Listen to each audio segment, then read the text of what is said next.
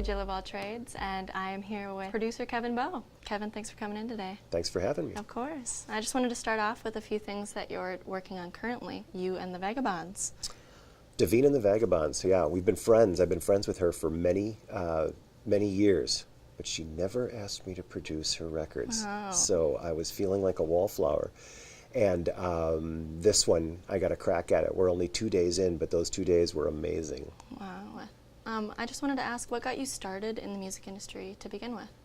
I was small for my age, and I liked reading and hated sports, so you do the math. The playground was not kind to me, and I needed something to get some social power. Right. So I started, when I was 13, I started playing guitar and being a drug dealer. Oh. And the guitar thing worked out really well. The drug dealer thing, not so much. Yeah, I just don't think I had the right stuff for that, literally and metaphorically. So I stuck with the guitar, and that's really, I'd like to lie and say it was because of this like love for music and stuff like that. But that came later. I picked up the guitar because I wanted to stop getting beat up on the playground and meet girls. Right. You had to do it some way. And here I am. You're doing pretty dang good, considering. Tell us a little about Ruth, your wife. I met Ruth in 1987. There was an article that came out in the Strib about this woman with a beautiful picture.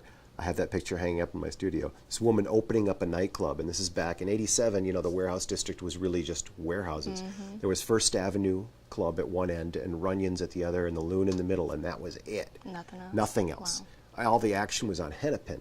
Okay. And she opened up this club that was kind of the first club to cater to people who maybe were 30 and older and like had a job, and they weren't into the, you know, like the punk rock scene, but they wanted to go see Till Tuesday. They wanted to go see Graham Parker. They wanted to see J.J. Cale, and she booked all those kinds of acts, the Cowboy Junkies. Anyway, this article came out in the paper, and I fell in love with her just on the photo, and got a gig at the club as soon as I could, and did my best. Yeah. So tell me a little bit also about what you're working on right now with Allison Scott. I heard there was something that was going to be premiered on. Oh yeah, this Ray is something we did a Donovan. few years ago. We used to do in between original records with her. We do these EPs of covers, our favorite covers. Mm-hmm. Super fun, and we did this really full-blown version of Elton John's "Mad Men Across the Water," and the string arrangement is particularly challenging. I think Paul Buckmaster wrote it, but the local string quartet that I use them a lot is the Laurel Strings, and they're amazing people and great players. Awesome. And they came in and they nailed the arrangement, and Allison nailed the vocal, and the whole thing is really cool. Just came together. And it came together. It should have been really hard. It wasn't. It was really easy. Nice. And they just used it on the season premiere of Ray Donovan on Showtime this year. So that worked out well. Yeah. It also worked out well for Elton. Yeah, that's awesome. That's so awesome. Yeah. Tell me a little bit about your band, the Okima Prophets, right? Dead to me. Over. Done? All yeah, right. I'm done with that. I've officially retired from live performance because, they say to go out on top, and I didn't really do that. But no, I'm too busy in the studio, and, I've never been like overly burdened with success as a live performer. My band I thought we were good, but if you're in your 50s, your friends aren't going to come out and see your band. Right. And I just feel like it was just costing me too much time. I have more fun, in the studio than I do live, and it's more efficient. Mm-hmm. If you're going to be in a band, you got to rehearse, and you got to drive to the gig, and you got to carry your stuff, and then you sit around at the club and blah blah blah. Whereas in my studio, since it's in my house, I get up in the morning. This morning, I got up at 7:15. Had 1 cup of coffee, and by 7:30 I was down there mixing. Right. I love the efficiency of that. Mm-hmm. Because if you're, my whole thing is I just want to do music all the time. They interviewed Charlie Watts, the drummer from the Rolling Stones, for the Rolling Stones 25th anniversary special they were doing many, many years ago. And the interviewer goes, "So Charlie, 25 years with the Rolling Stones, what's that been like?" And he says, "Well, it hasn't been 24 years with the Rolling Stones. It's been 1 year playing with the Rolling Stones and 24 years sitting around waiting for the Rolling Stones." And I was like, you know what? I get That's it. so on. Yeah, so we do have another record all recorded that I'll release, but it's just going to be like throwing a Frisbee into a field for a dog. Pretty much. Yeah, so I'll put it out of a sense of duty, but that's about it. And plus, I'm going to be working with David Feely. He's part of New Love Sound that Underground. Guy. Yeah, I couldn't even ask to be working Outside with of his better. chops and everything, he's just such a sweet guy. a stand-up guy. Yeah. I completely agree. So I'm excited to get on that venture and start that. But He's a funky-ass guitar he's player, so funky. too. We Yeah. sat in his kitchen yesterday and wrote the song. 2 hours, we had one song done. We're just sitting there jamming. You know It's what kind I of mean? it's inspiring to work with a musician co-writing when they're that good. It's like that makes the writing easy because Oh. you're kind of like, Super Yeah. easy, you know. But and the thing too is the only thing that was the struggle was the word content. Really, just honing in on what we wanted the message to be. right. You know what I mean? Taking the time to think about, you know, a song layout. I mean, you're a songwriter yourself. You've been doing some stuff in Nashville, right? Yeah, Lately? yeah. My first big publishing deal was with Lieber and Stoller Music. These old guys, well, one of them's passed away now, but they wrote Hound Dog when they were Okay, 17. wow. All right, for Elvis and Big Mama Jeez, Thornton. They that's wrote a freaking great yeah, song. Jailhouse Rock. Yeah. I mean, they wrote. If you listen to oldies radio, you can't go an hour without hearing one of their songs. And Jerry Lieber said to me once, he goes, "Yeah, I was at a party one night. And some broad came up to me and said, 'So do you write the words or the lyrics?' I was like, 'Both, baby.'" Yeah, I write a lot in Nashville and some in LA, more coming up in LA, and just signing a new publishing deal now, Nashville based. So I've been kind of slacking off the songwriting for the last few years in favor of producing, but more writing to come now. Yeah. Any people that you're going to be working with that you haven't released yet that you can give any? I wrote the lyric for the new Jesse Larson single that I think is coming out, as far as I know. John Fields produced it, and they had me write both the words and the lyrics for it. And I think that's coming out in about a minute. Wrote something, lyrics to a song, this is another John Fields production, for Daniel Powder, the guy who did Had a Bad Day. Wow. Wrote yeah. a song, a lyric with him for a new single. I don't know if or when that's coming out. And then some stuff in Nashville, but I know I started making a hit list of who I would like to Right with. write with or write for. Sia. I'm telling you. Sia. I don't think she needs any help. She doesn't need any help, but, But I would. it would be so amazing Yeah. for you to collab with her because Anyone, yeah. Yeah, She's, I love Sia and amazing. Lady Gaga. Those are two people I love absolutely. My list might be a little more down to Oh, earth. Oh yeah. Yeah, because I don't know imagine. that I have a shot. I don't think Sia is sitting around right now going, "I'm looking for an old white guy in his 50s." Yeah. But Leon Bridges, Okay. that dude, I would really like to write with. Gary Clark Jr.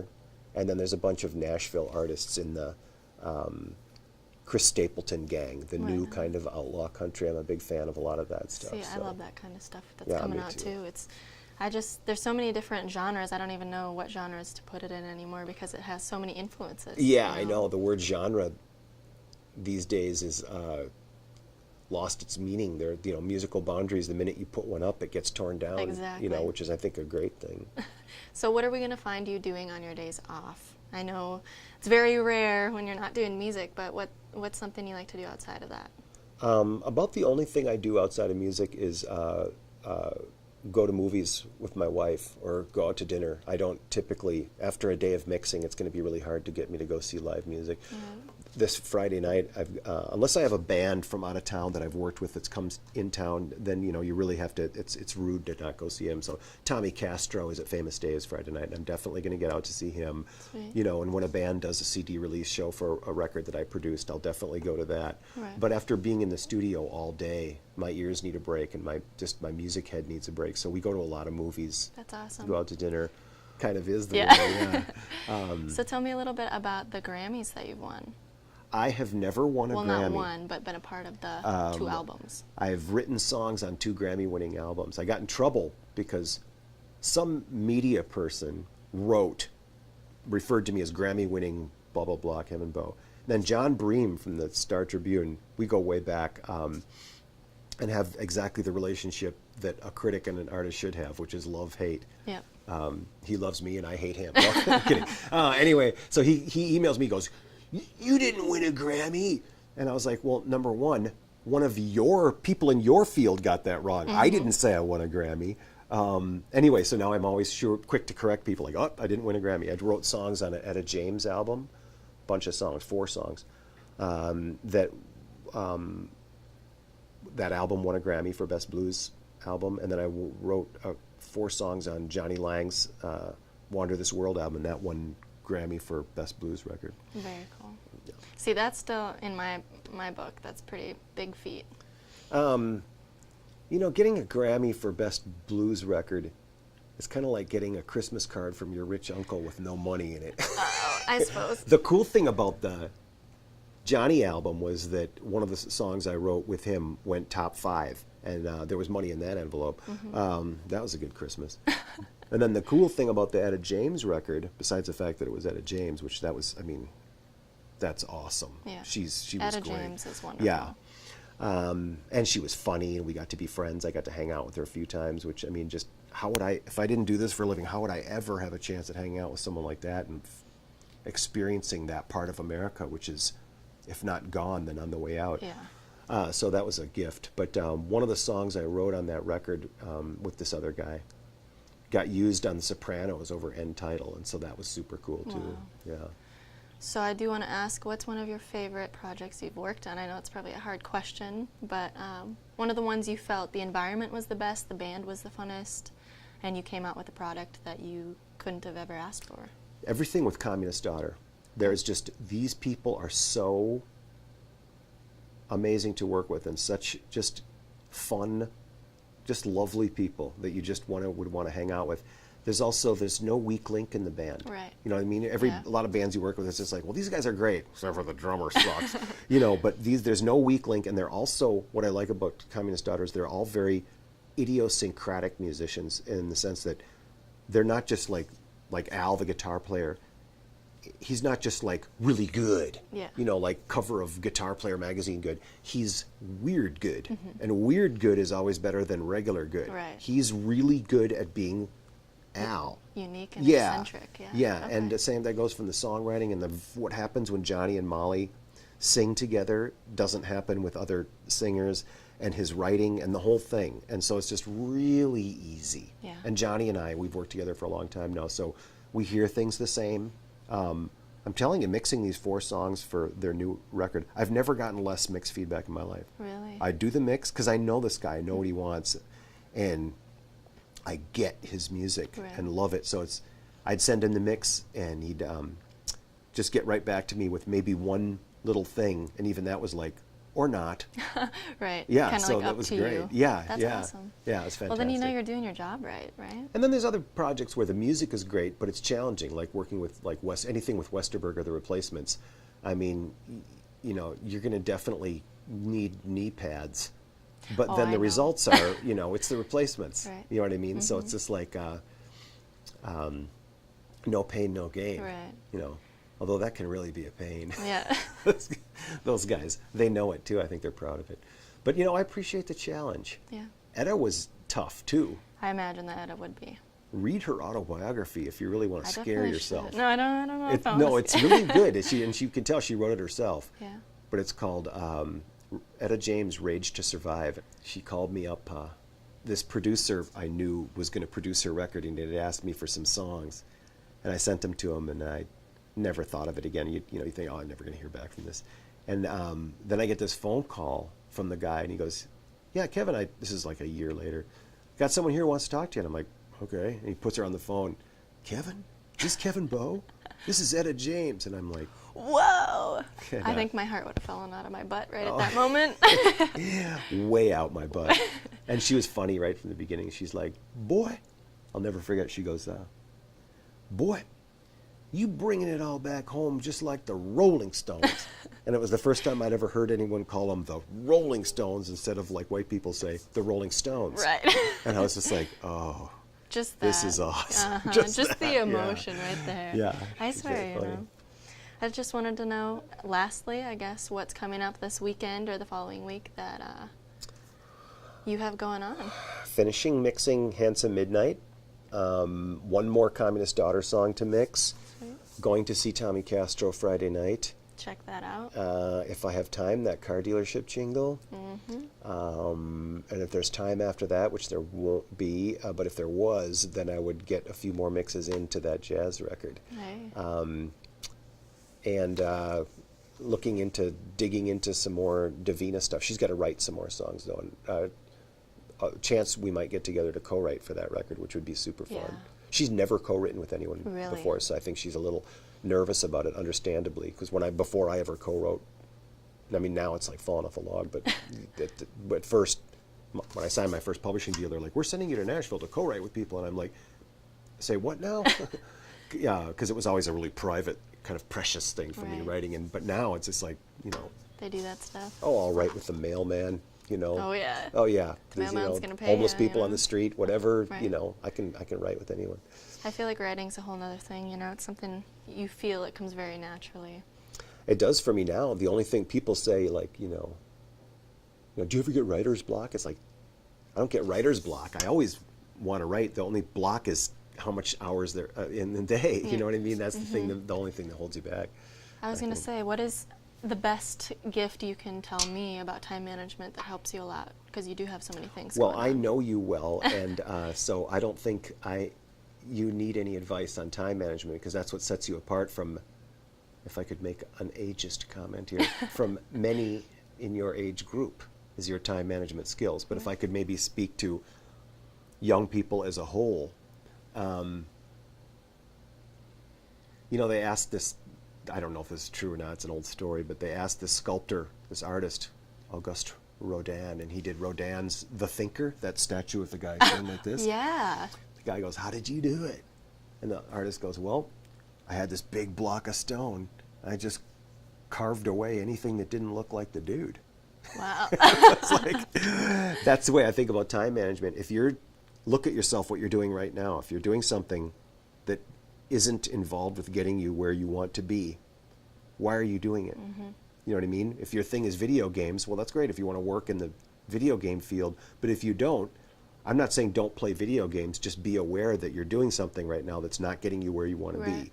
You know what I mean? Or sitting around smoking dope. Unless you want to be a dope dealer, I suppose it's valid then. But if you don't, then, or all the other things that people do.